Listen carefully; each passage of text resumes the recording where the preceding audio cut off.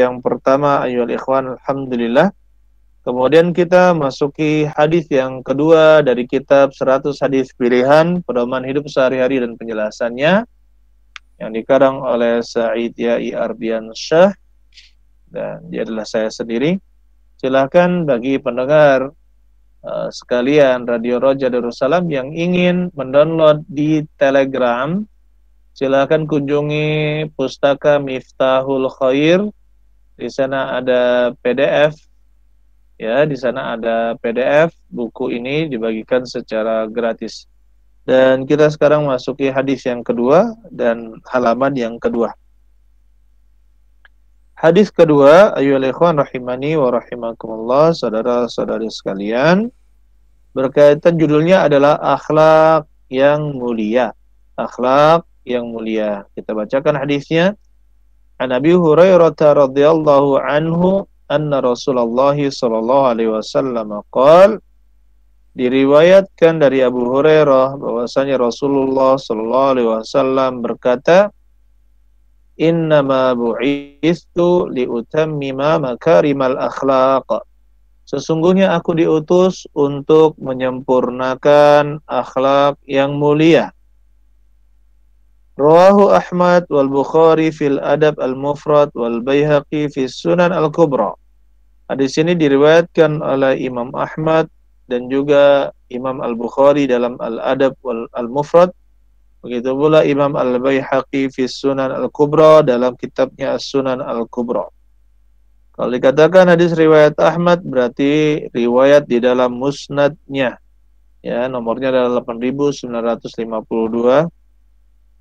Penomoran cetakan Muassasah Ar-Risalah ya. Kalau mau lihat buku yang masyhur sekarang, cetakan yang masyhur dari Musnad Imam Ahmad.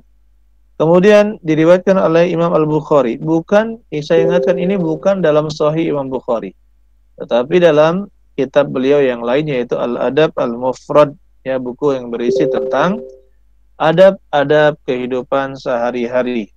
Ya, di antaranya beliau pertama kali memasukkan adab yang terbaik, ya, urutannya adalah adab kepada kedua orang tua. Masya Allah, sudah sepantasnya setiap muslim memiliki buku ini sehingga bisa mengambil pelajaran, ya, pelajaran dari buku itu. Kemudian dalam hadis riwayat Al-Baihaqi nomor 21.301, ya, dalam As-Sunan Al-Kubra, ya, ini milik Imam Al-Baihaqi. Nah, lafaz di sini adalah lafaznya Imam Al-Baihaqi. Kemudian ayyuhal ikhwan, disebutkan dalam lafaz yang lain, bu'istu liutammima husnal khuluqi.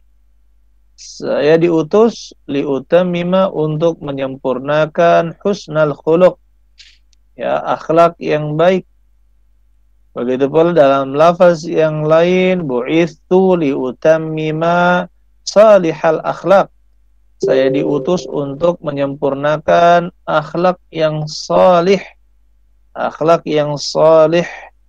Nah, di sini kita katakan, ya, kalau bahasa Indonesia saleh, ya, akhlak yang saleh. Akhlak yang salih. Maka kita katakan ayyuhal ikhwan, ya, hadis ini berbicara tentang salah satu tujuan Nabi Shallallahu Alaihi Wasallam adalah menyempurnakan akhlak, ya, manusia. Dan kenapa hanya disebutkan ini? Karena sebenarnya ketika kita berakhlak, maka ada juga akhlak kepada Allah Subhanahu wa Ta'ala, akhlak kepada Rasulnya Shallallahu Alaihi Wasallam, kemudian akhlak kepada para manusia, dan akhlak kepada benda-benda di sekitar kita termasuk hewan. Dan di sini masuk ke dalam bab akhlak semuanya. Jadi ketika kita katakan, kok Nabi Shallallahu Alaihi Wasallam diutus untuk menyempurnakan akhlak? Ya, karena seluruhnya Islam itu berkaitan dengan akhlak yang mulia, bagaimana beradab, berakhlak kepada Allah, bagaimana berakhlak kepada Nabi Muhammad Shallallahu Alaihi Wasallam, dan juga berakhlak kepada manusia, begitu pula kepada makhluk di sekitar kita. Kalau kita katakan makhluk termasuk hewan, jin, benda-benda, ya, itu pula bumi, bagaimana kita jangan merusak di muka bumi, bagaimana menggunakan air. Ini semua terdapat dalam akhlak-akhlak atau adab-adab yang mulia. Saudara-saudari sekalian yang mudah-mudahan kita dirahmati oleh Allah Subhanahu wa taala. Ada beberapa faedah yang bisa kita ambil atau petik di dalam hadis ini. Yang pertama, innama bu'ithu, sesungguhnya aku diutus.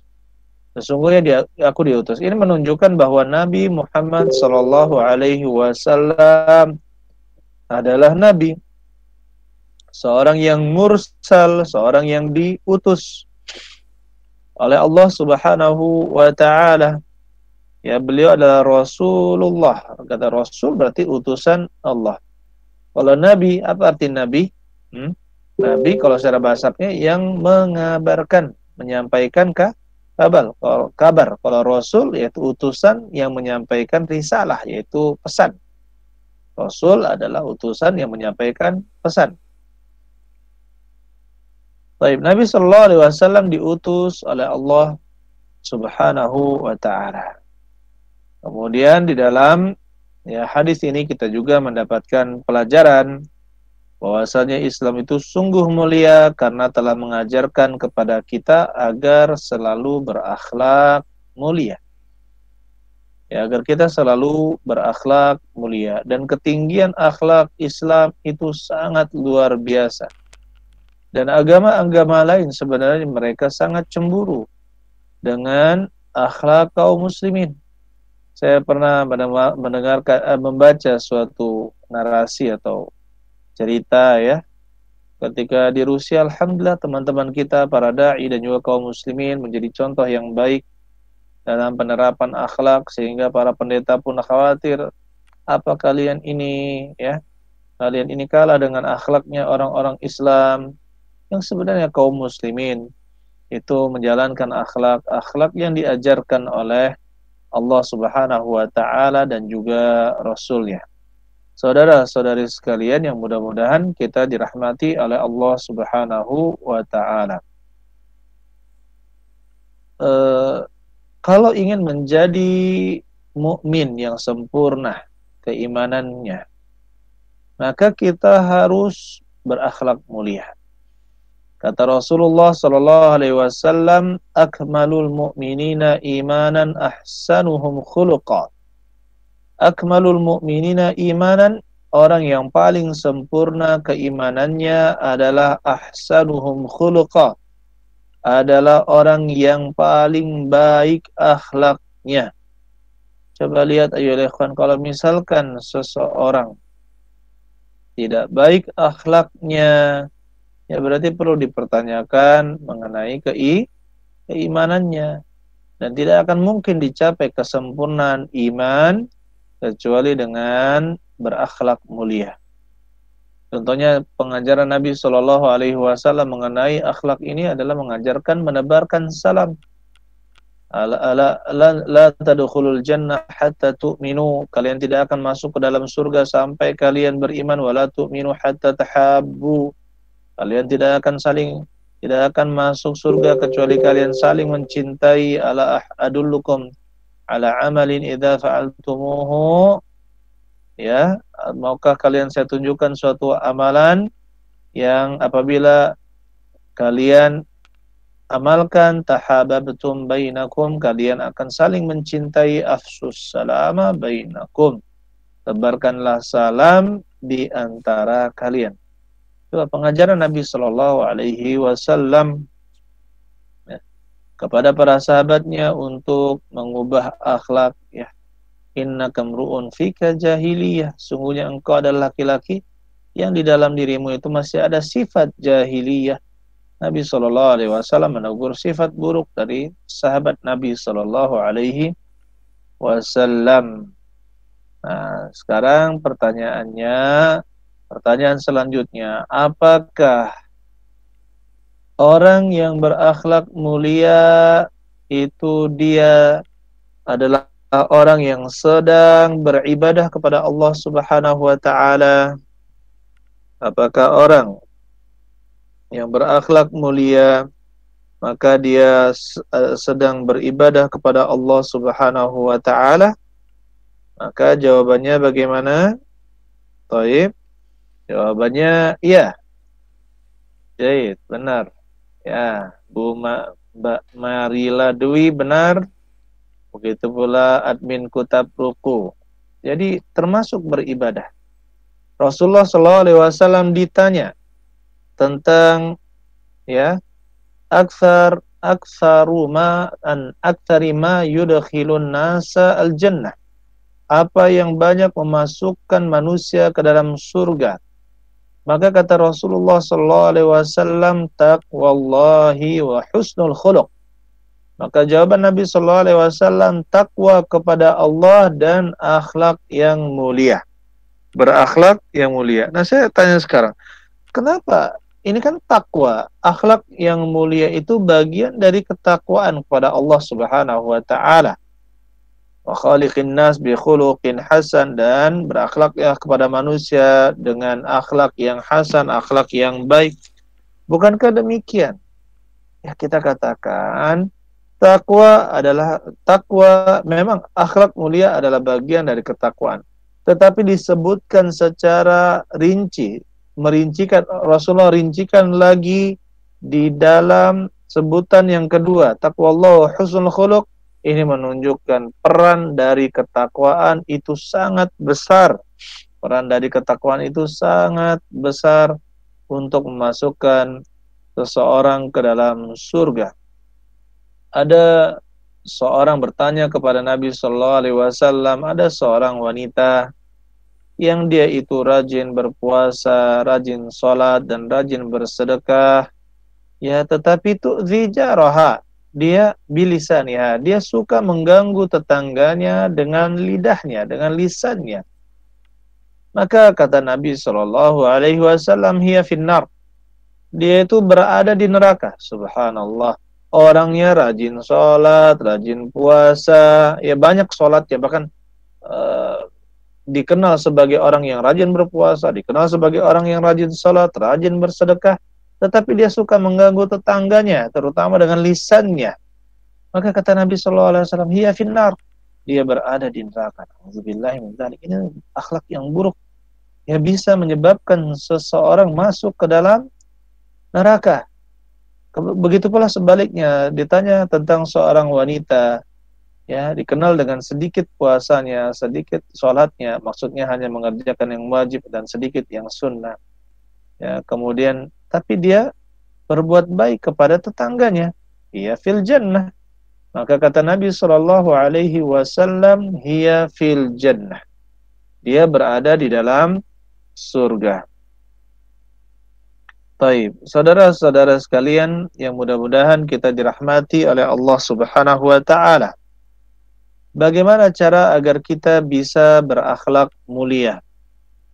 Disebutkan oleh para ulama, cara berakhlak mulia itu dengan 3 hal.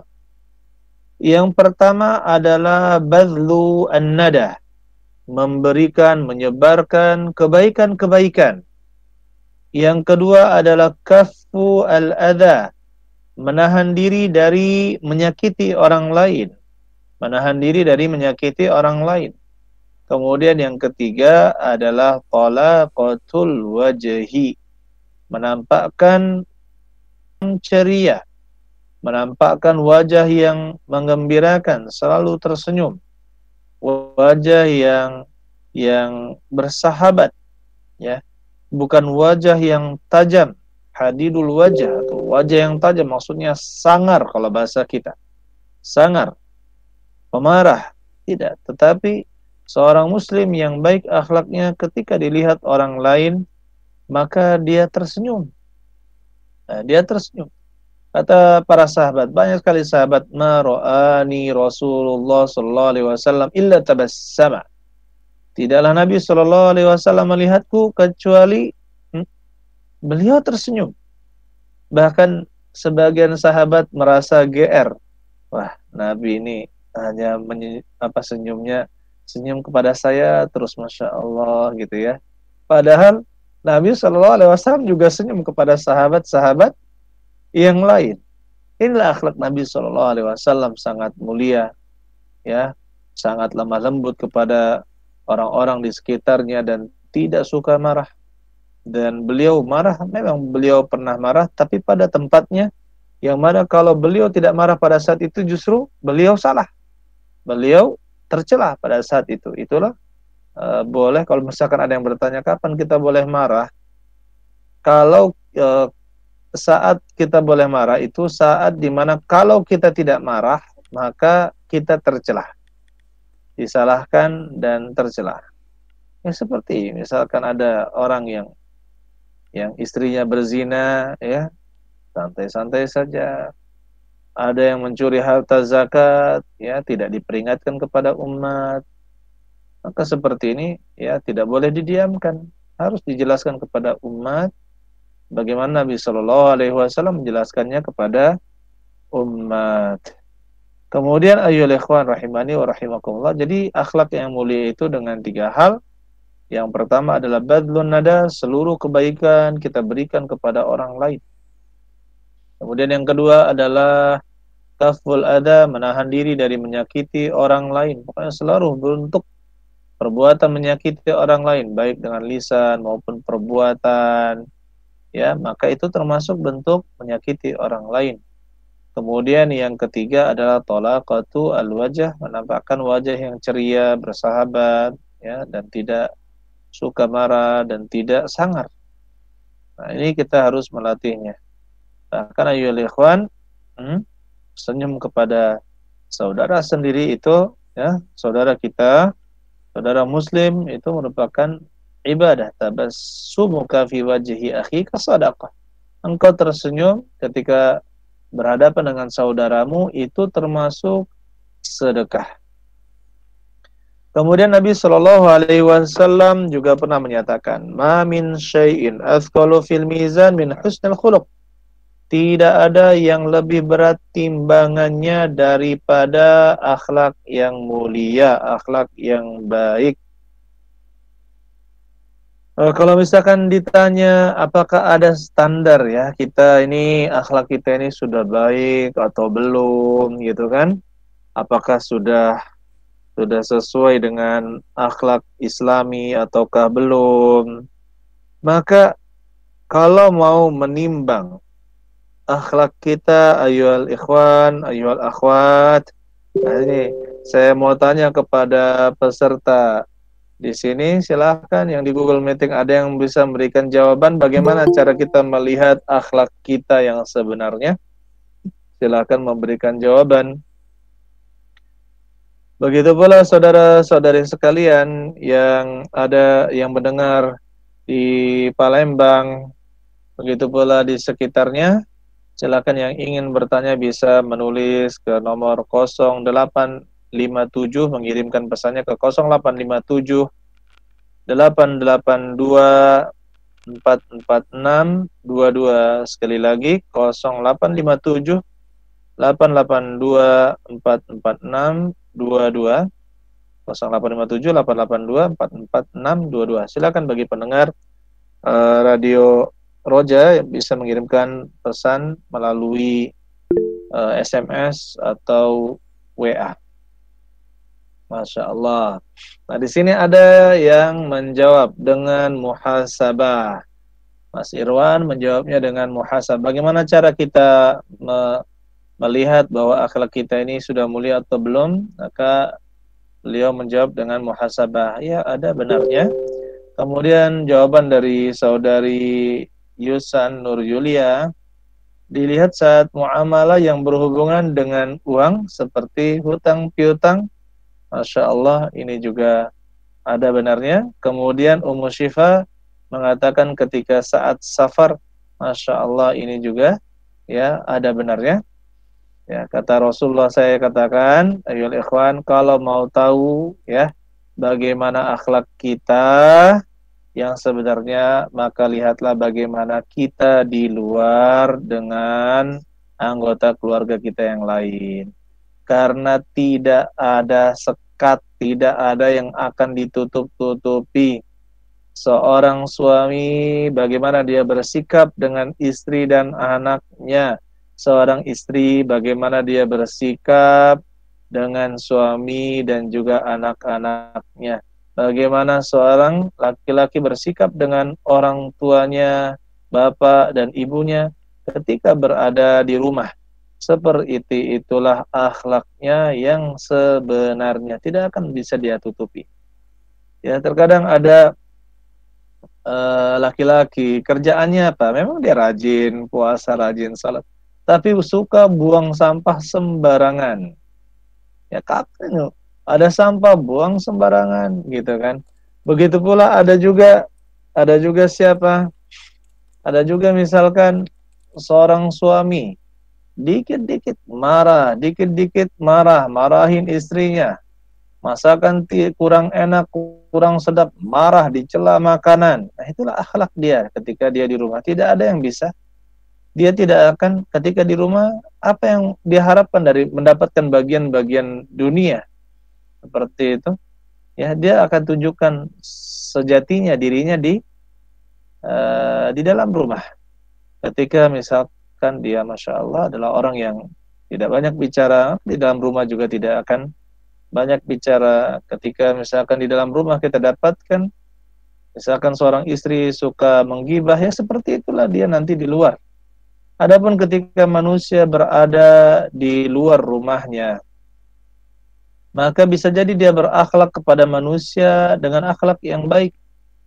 Ya tidak seperti ketika dia berada di rumah. Kenapa? Karena mungkin dia ingin ingin mendapatkan dunia, baik misalkan harta atau loka gitu, atau apa namanya, kesempatan bekerja, atau mungkin inginkan jabatan atau ingin terkenal. Jadi seorang bisa saja ketika di luar menutupi aib atau menutupi jati dirinya sendiri, ya. Dan kemudian kita juga bisa mengetahui seseorang itu akhlaknya bagaimana ketika kita lihat. Kalau kita mau mengetahui, ya kan, kita kan tadi saya bertanya bagaimana kita mengetahui akhlak kita gitu ya. Dan kalau kita ingin mengetahui akhlak orang lain, bagaimana caranya? Kita lihat ketika safar.